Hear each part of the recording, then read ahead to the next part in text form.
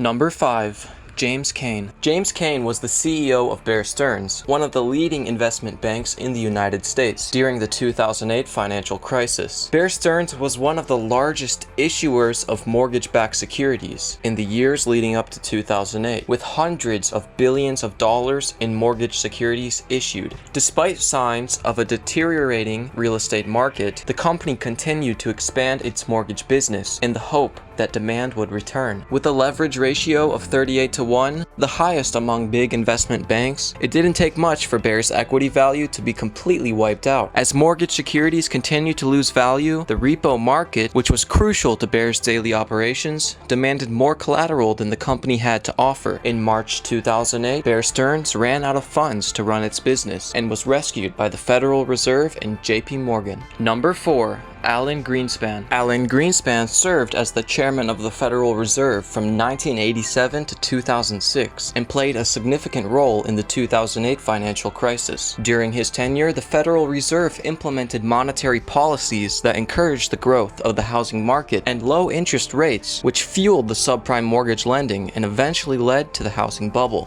Number 3. Kathleen Corbet. Kathleen Corbet served as president and CEO of Standard & Poor's Financial Services, the largest rating agency that was responsible for assigning credit ratings to mortgage-backed securities. Standard & Poor's, as well as the other major rating agencies, granted their highest rating, AAA, to over $3 trillion worth of loans issued to home buyers with poor credit and undisclosed income through 2007. Corbett was reportedly aware of the issues with the company's credit rating methodology and the associated risks of mortgage-backed securities. Despite this knowledge, it is claimed that she chose not to take action to address the problems in order to avoid losing business to other rating agencies. Honorable mention: Bill Clinton.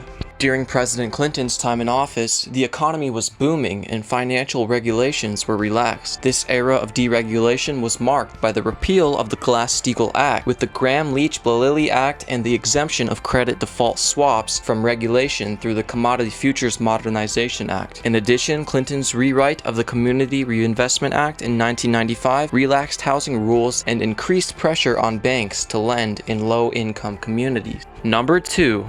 Dick Fuld. Under Dick Fuld's leadership, Lehman Brothers rose to become the United States' largest issuer of mortgage-backed securities. When U.S. housing prices dropped and competitors left the real estate market, Lehman continued to buy real estate assets. By early 2008, Lehman's balance sheet held over $100 billion worth of risky real estate assets, causing the banks lending it short-term debt to demand increasingly more collateral. This significantly limited Lehman's access to crucial short-term debt it needed for its operations. By September 14th of 2008, Lehman's assets had experienced such a severe loss of value and credibility that the banks were unwilling to provide the necessary funds for the company to open for business. The next day, Lehman announced its intention to file for bankruptcy. The Lehman Brothers bankruptcy in 2008 was a critical moment in the financial crisis, as it was the largest bankruptcy in U.S. history, and triggered a chain reaction of events that had a profound impact on the global financial system.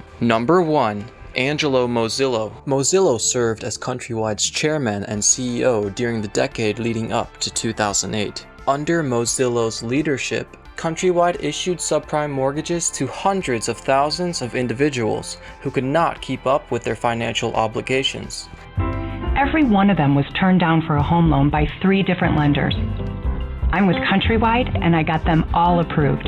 All approved. All approved. By January of 2008, 1 out of 3 subprime borrowers were behind on their payments due to Countrywide's reckless lending practices, such as failing to verify the borrower's income and enticing them with low initial teaser rates that would later escalate. Check out my full biography on Angelo Mozillo and his company Countrywide, link in the description, or click on the screen now.